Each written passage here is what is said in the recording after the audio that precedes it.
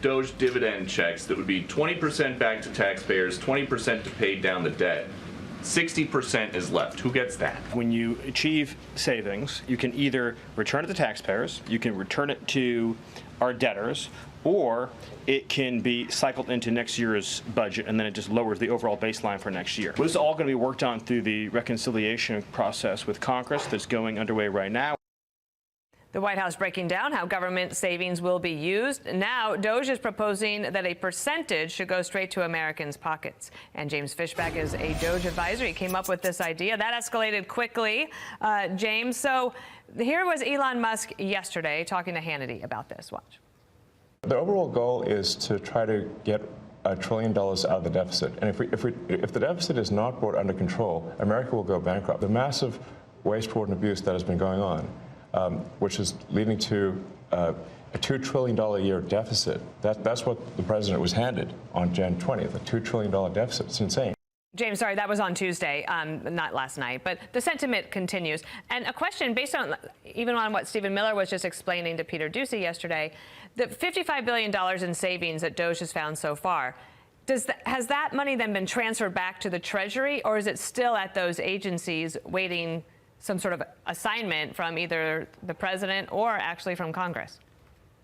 Well, it's somewhere in the ether, Dana, but I think the more important question is that where is this money going to go when we end up saving it when Doge is all said and done? President Trump is off to a smashing start. What an incredible first month. Now it's time to look at the Doge savings, as our proposal calls out, and send 20% of that right back to the hardworking Americans who sent it to D.C. in the first place, Dana. They didn't send it to Washington, D.C. for it to be spent on a rocky Sesame Street or on a transgender opera in Colombia. They sent it for our roads, our bridges, our health care, and our education. That clearly has been lacking. So guess what? Taxpayers are overdue for restitution. They need a refund. And I'm proud that President Trump supports our proposal. So would, in your idea, and maybe it's not fully fleshed out yet, but would the dividend checks go to people, like all taxpayers, or just to people making a certain amount of money? It's a great question. So the plan, everyone can read it at mydogedividend.com. The plan is very simple, Dana. We think Doge will save $2 trillion in total. You take 20% of that, that's $400 billion. You divide that by the number of American households that will pay federal income tax this year. That's 79 million. That gets you $5,000 to every American tax-paying household next summer. It'll have President Trump's signature on it, because without him, without his leadership, this would not be possible. Okay, the New York Times asked this, a Doge dividend. President Trump floated giving taxpayers a piece of any savings that Elon Musk's cost-cutting generates, which could reignite inflation. And I'm no AI expert, but I just checked on Grok. I just asked a question. Would giving these checks possibly lead to more inflation? And Grok says yes. What do you say? I say no, and here's why, Dana. The first reason is that our economy is in much better shape the last time stimulus checks were indiscriminately sent out by President Biden. We had a massive labor shortage, supply chain dislocations, and they were sent out to everybody, not just taxpayers. The second reason is that this money is coming from direct savings. So remember, for every $5 that Doge saves, $1 goes back to hardworking taxpayers. And a poll from 2019 CNBC found that 70% of Americans would use this type of check to pay down debt, which is the opposite of inflationary. It's deflationary. So this is good policy. So it's good economics. That's going to be my last question. Do you think that if somebody does ultimately get this check, if they have credit card debt, they should use that extra money that they found, the savings, the money they weren't expecting to get back, and pay down their own debt? Absolutely. Just like DC should get its house in order. So then should the government do the same? The government should do the same, which is why this proposal calls for the rest of the money, the other 80%, to narrow the deficit, Dana, and to pay down our national debt. But American taxpayers who have worked hard, they need a break. They need restitution. The biggest part, Dana, though, is we incentivize them to report waste, fraud, and abuse, as President Trump said on Air Force One. Report waste, fraud, and abuse, Dana, because guess what? The more Doge saves, the bigger their Doge dividend check is. Stephen Miller breaking down the expected plan to distribute the funds that have been clawed back backed by Doge, or at least some of them, as those Doge dollars may soon be headed for your bank account. President Trump floating a plan that would use some of the department's savings to help pay down America's debt and have more go directly to the taxpayers. Let's bring in our panel. Former Biden White House Director of Message Planning, Megan Hayes, and GoPac Chairman David Avello. So here's what President Trump said about the idea of a Doge dividend on Air Force One. Listen here. I love it, a 20% dividend, so to speak, for the money that we're saving by going after the waste and fraud and abuse and all of the other things that are happening. We're thinking about giving 20% back to the American citizens and 20% down to pay back debt. 40%. Don't know where the other 60 goes, but as Stephen Miller was mentioning a moment ago, the three things you can do: give it back to people, use it to pay down the debt, or put it back into the general fund. Where do you think, Megan, it should go? I mean, I think if the whole purpose of Doge is to cut the deficit, it should go to the deficit. I think that, one, I think they're going to need to focus on their accounting. One time they said $8 billion, and it ends up being less than $8 million that was actually cut for Doge. Also, we should look back to the Bush checks, or the Bush checks that came out, which took $100 billion to cover for people to get $300 and $600 per household. So there's a lot of money to give people money back that should be going to pay down the deficit if Trump is serious about balancing our budget. I did a calculation yesterday that if you took the $55 billion that they've clawed back so far and you distributed it among every American, it'd be about $167 per person. To a lot of people, that's real money. But he's saying only 20%. So. Well, but think about how many guitars you could buy, John, and have jam sessions on X in the afternoons. I mean, what we're really talking about is who should be spending this money. Should we be allowing Americans to invest it or spend it to help pay for everyday living and bring inflationary costs down? Or should we allow government and have it be the priority spenders?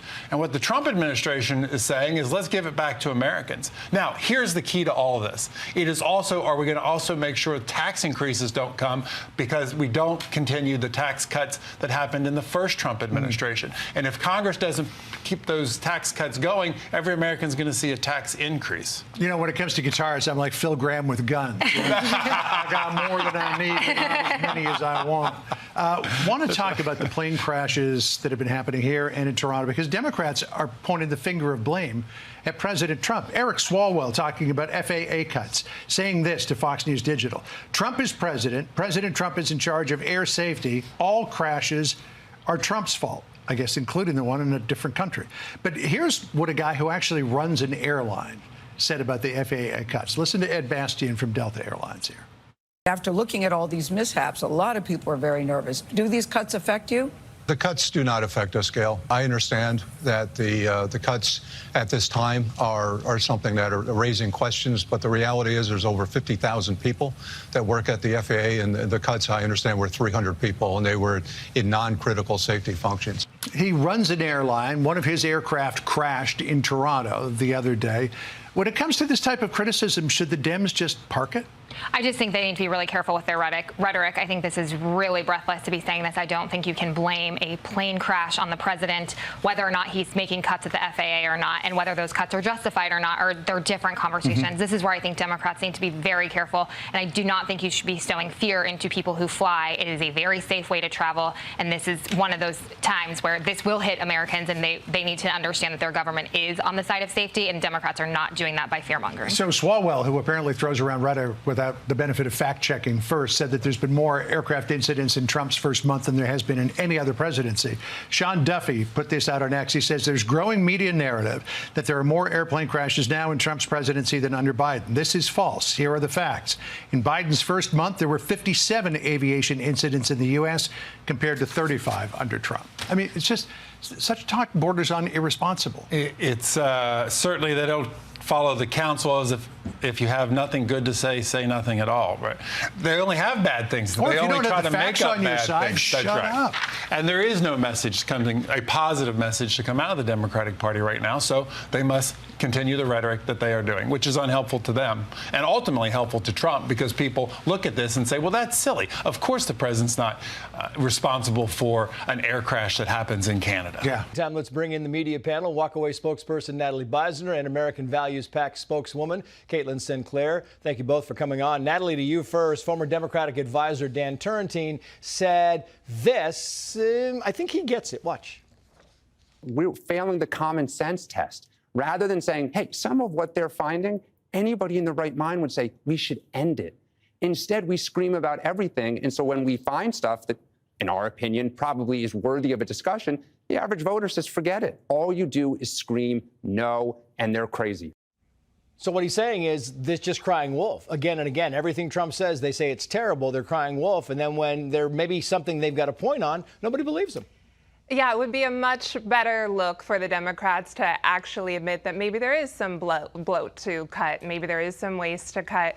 What J.D. Vance was saying today, that we were paying for Afghani women to have modern art lessons in toilets. You know, I think that Democrats should be able to admit maybe we don't actually need that. It would be much more sensible for the Democrats to just be honest about this, especially because they say they're for the middle class and the working class. Come on. Yeah. Donald Trump announces the External Revenue Service, and his goal is very simple. His goal is to abolish the Internal Revenue Service and let all the outsiders pay. I mean, this is someone who is focused on America. Let's drive down our waste, fraud, and abuse. That's what Donald Trump wants to do. Balance our budget and cut our taxes. We're hearing a lot about those potential tax cuts and what Congress is going to have to deal with. We're also hearing from the White House about what they want to do with the savings that these cost-cutting commissions have been working to find. President Trump even telling reporters he likes the idea of something of a dividend, something to give money back to Americans. But guys, this is still very much in the early stages, kind of just that trial balloon out there, but it'll certainly get a lot of discussion. Brian, Ainsley, and Lawrence? Back to you Yeah, guys. I don't think anyone's going to argue with cutting 6,000 people from the IRS. No.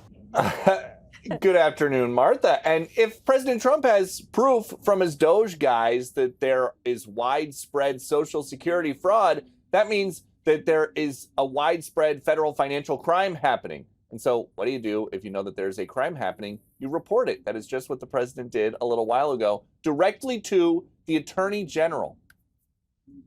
We have one person at 360, which is strange because the country is 250. So it's been there 110 years older than the country. Here, Pam, you better take a look at this. That's much better for you than for me. Now the question is, are they getting paid? Because somebody maybe is getting paid. Yeah, I have a feeling you were. I said, what a convenient thing. This is so nice.